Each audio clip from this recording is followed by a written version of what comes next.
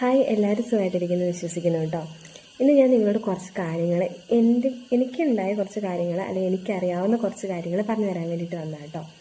എന്നെപ്പോലെ social media, അതായത് FB, Instagram, YouTube ഇങ്ങനെയൊക്കെ ഉപയോഗിച്ച് കുറച്ച് ഏണിങ്സ് ആക്കണം അല്ലെങ്കിൽ മോണിറ്റൈസേഷൻ ആകണം, ഇത് സോഷ്യൽ മീഡിയയിലൊക്കെ വരണം എന്ന് ആഗ്രഹിക്കുന്നവർക്ക് വേണ്ടിയിട്ടുള്ള കേട്ടോ.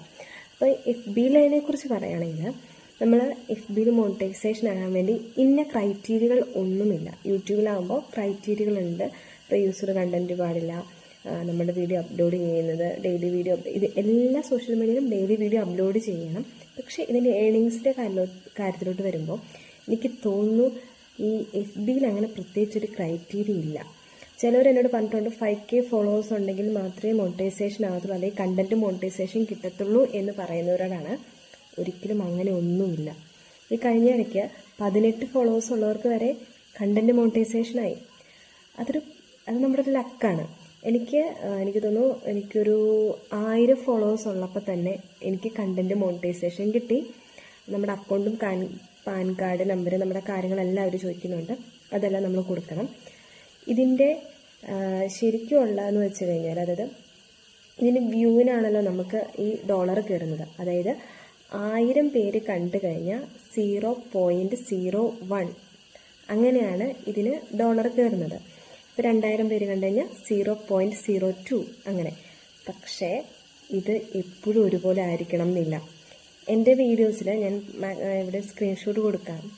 ചില വീഡിയോസൊക്കെ 80,000 മേലെ കയറിയാലും ചിലപ്പോൾ 0.6 ഒക്കെ കയറത്തുള്ളൂ. അതായത് $6 അല്ല, $0.06 കയറുന്നത്.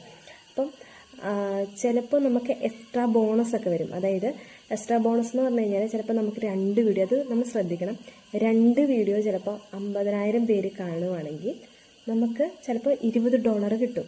പക്ഷേ നമ്മൾ എങ്ങനെ ചത്തുകുത്തി കിടന്ന് ചെയ്താലും ചില സമയത്ത് ഈ സാധനം കയറത്തില്ല.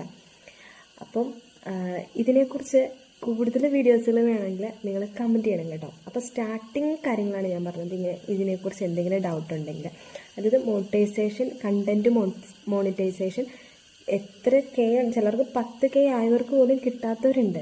ചിലപ്പോൾ 18 ഫോളോവേഴ്സ് ഉള്ളവർക്ക് കിട്ടിയിട്ടുണ്ട്. അങ്ങനെ പ്രത്യേകിച്ചൊരു ക്രൈറ്റീരിയ FB-യിലില്ല. യൂട്യൂബിലാവുമ്പം നോർമലി അത് കുറേ ക്രൈറ്റീരിയകളുണ്ട്. റീയൂസ്ഡ് കണ്ടൻറ്റ്, ഞാൻ പറഞ്ഞില്ലേ മുമ്പ് പറഞ്ഞ പോലെ തന്നെ റീയൂസ്ഡ് കണ്ടൻറ്റ് കാര്യങ്ങളൊന്നും പാടില്ല. അപ്പം ഇനി ഇങ്ങനത്തെ കുറച്ച് വീഡിയോകൾ, എനിക്കറിയാവുന്ന കുറച്ച് കാര്യങ്ങൾ ഞാൻ നിങ്ങൾക്ക് ഇനി വീഡിയോ ഇട്ട് തരാം കേട്ടോ. അപ്പോൾ എന്തെങ്കിലും ഡൗട്ട് ഉണ്ടെങ്കിൽ എനിക്ക് മെസ്സേജ് ഇട്ടാൽ മതി. അപ്പം കമൻറ്റ് വഴി പറയാൻ, എനിക്കറിയാവുന്ന കാര്യങ്ങളാണെങ്കിൽ എനിക്ക് പറഞ്ഞു